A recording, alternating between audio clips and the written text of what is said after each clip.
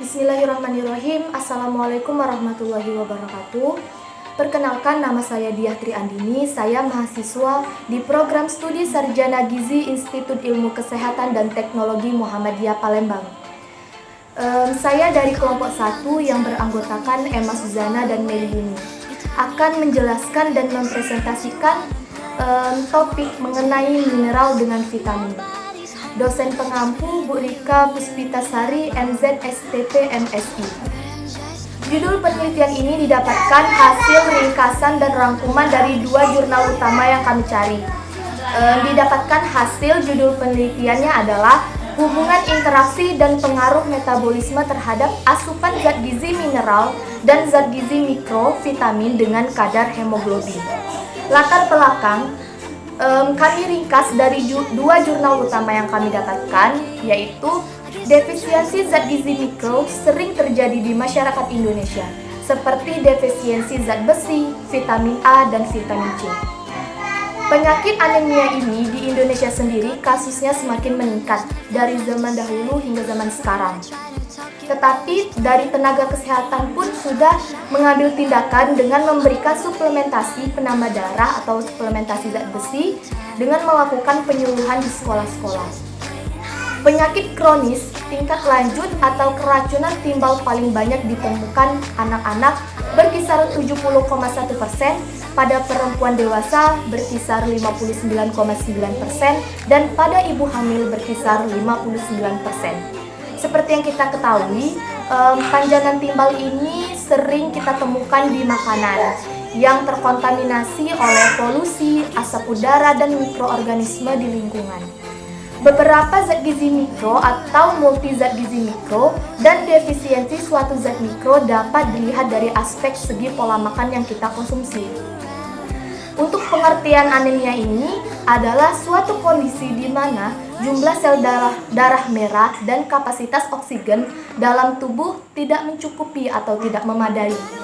Dan untuk penyebab utama dari penyakit anemia ini adalah peradangan akut atau kronik, infeksi parasit, dan sintesis hemoglobin. Untuk interaksi zat gizi mikro dapat terjadi melalui 2 mekanisme. Yang pertama adalah satu jenis zat gizi mikro secara langsung sangat mempengaruhi penyerapan zat gizi mikro lainnya. Dan bila tubuh mengalami defisiensi atau kelebihan satu jenis zat gizi mikro, dapat mempengaruhi metabolisme zat gizi mikro lainnya. Jadi, asupan yang kita makan, baik pun suplementasi zat gizi mikro, itu harus sesuai takaran atau sesuai dosis kalau menurut konsumsi suplementasi. Jika dia defisiensi atau kelebihan, itu akan menimbulkan suatu penyakit di dalam tubuh kita atau metabolisme tubuh kita ini terganggu. Untuk fase penyerapan, makanan dicerna dan zat gizi itu dilepaskan guna untuk diserap selama proses pencernaan berlangsung. Dan zat gizi mikro ini mempengaruhi ketersediaan atau penyerapan zat gizi mikro lainnya yang sering sekali dijumpai saat suplementasi gizi mikro, misalnya peningkatan daya larut oleh pengaturan usus, dan bioavailabilitas zat besi itu meningkatkan apabila dikonsumsi bersama dengan vitamin C, karena vitamin C ini bersifat mereduksi zat besi.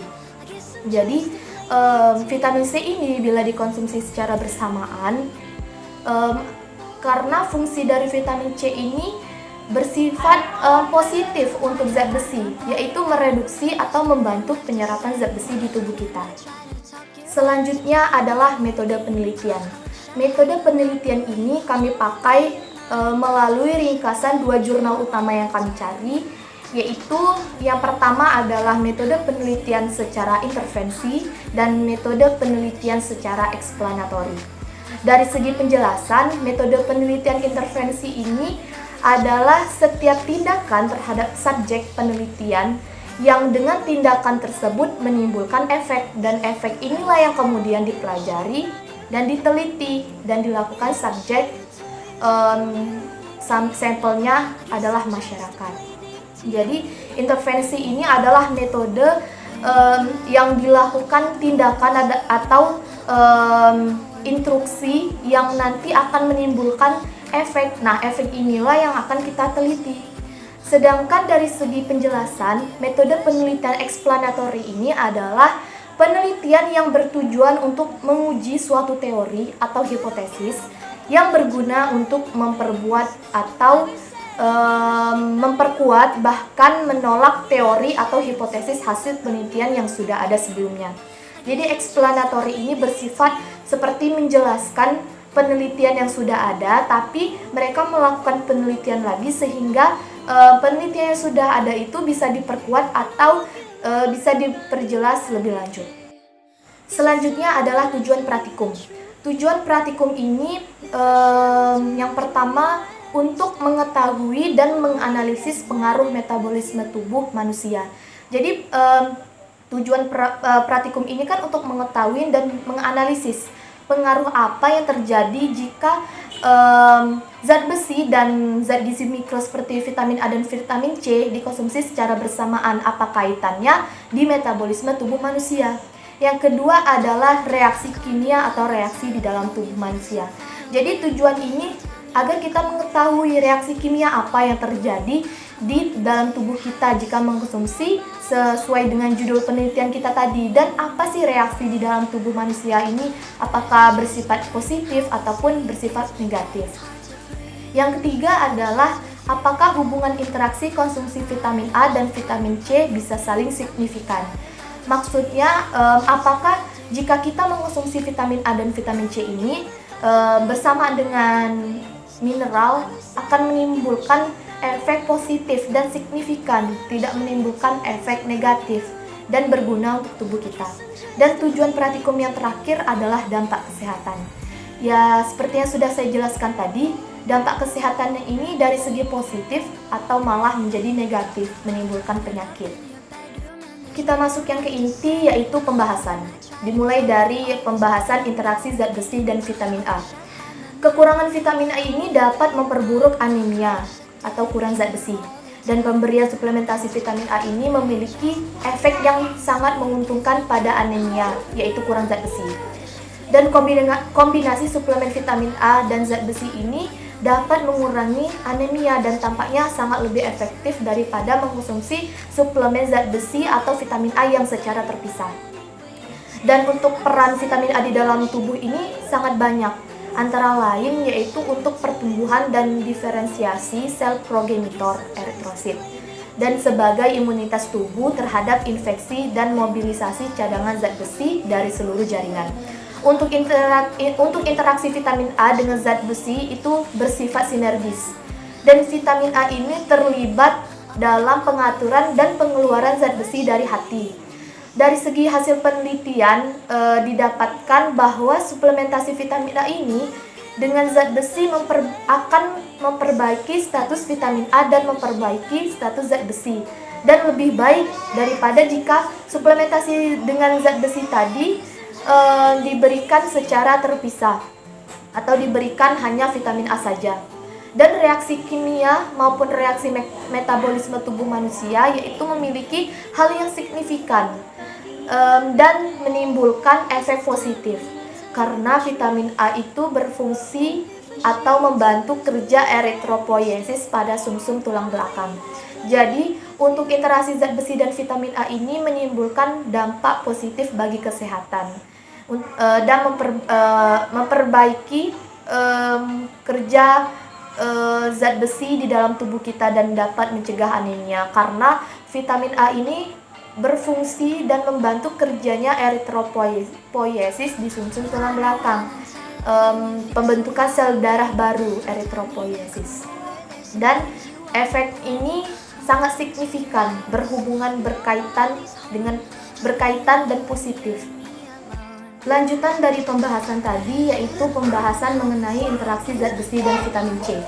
Vitamin C itu dapat meningkatkan penyerapan zat besi bila dikonsumsi pada waktu yang bersamaan, sama seperti vitamin A. Jika zat besi dan vitamin A dikonsumsi secara bersamaan akan menimbulkan efek positif. Karena vitamin C ini akan mengubah zat besi dari bentuk feri menjadi bentuk fero. Ferri dan Ferro itu bermuatannya berbeda, karena kalau muatan pada Ferri itu plus 2, kalau bentuk Ferro itu plus 3. Muatannya berbeda. Zat besi dalam bentuk Ferro lebih mudah diserap. Selain itu, vitamin C ini akan membentuk gugus zat besi askorbat yang tetap larut pada pH yang lebih tinggi di dalam duodenum. Duodenum tempat penyerapan atau usus halus zat gizi di dalam tubuh kita. Vitamin C ini merupakan unsur esensial yang sangat dibutuhkan oleh tubuh dalam pembentukan sel-sel darah merah. Jadi vitamin C ini adalah merupakan unsur esensial yang sangat berguna dan sangat berjasa untuk pembentukan sel-sel darah merah di tubuh kita. Vitamin C ini dapat menghambat pembentukan hemosiderin yang sukar dimobilisasi untuk membebaskan zat besi bila diperlukan. Dan dengan adanya vitamin C dalam makanan yang dikonsumsi kita akan memberikan suasana asam sehingga memudahkan reduksi zat besi Ferri menjadi Ferro yang lebih mudah diserap oleh usus halus.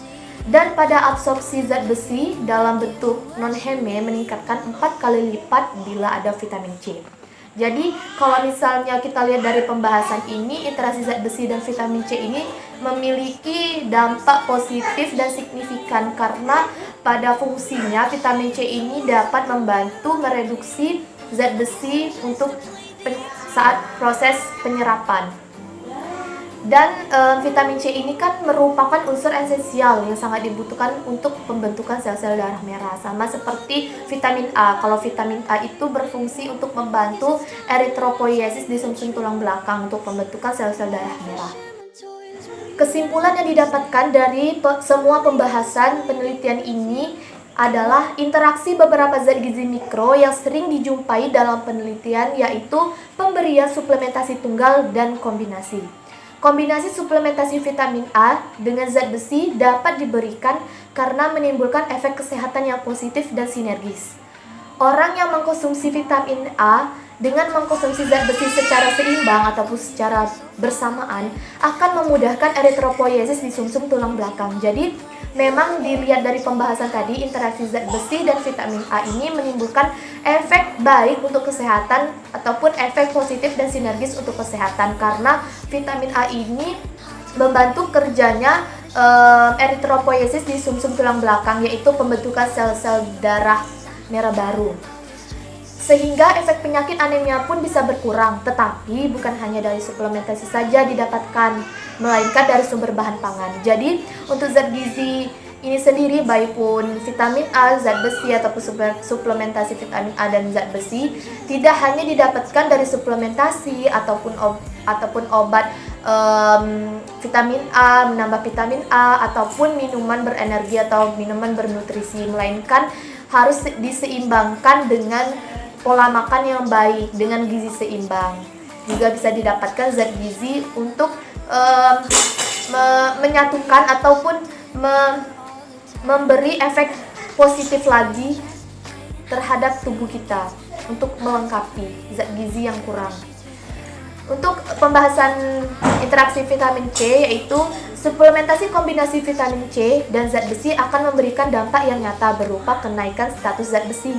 Namun juga tergantung kepada subjek apakah menderita anemia dan makanan apa yang dikonsumsi. Jadi setelah penelitian ini kita harus melihat dan mengetahui subjek ini apakah sudah terkena anemia kronis ataupun tidak terkena anemia, dan makanan apa yang menjadi kebiasaan oleh subjek melalui pola makan atau gizi seimbang yang dimakan oleh subjek, ataupun subjeknya kurang dalam mengkonsumsi gizi seimbang. Dan efek yang diberikan ini saling signifikan dan tidak menimbulkan dampak negatif, tetapi jika dikonsumsi dalam takaran yang pas. Jadi semua yang kita konsumsi itu harus sesuai takaran dan dosis. Seperti mengkonsumsi obat, mengkonsumsi suplementasi, itu harus dikonsumsi secara dosis atau takaran yang sudah dianjurkan. Sama seperti makanan, jika kita makanan zat gizi terlalu berlebihan ataupun defisiensi, kekurangan itu akan menimbulkan efek positif ataupun negatif di dalam tubuh kita. Sekian hasil penelitian dan pembahasan yang sudah saya sampaikan.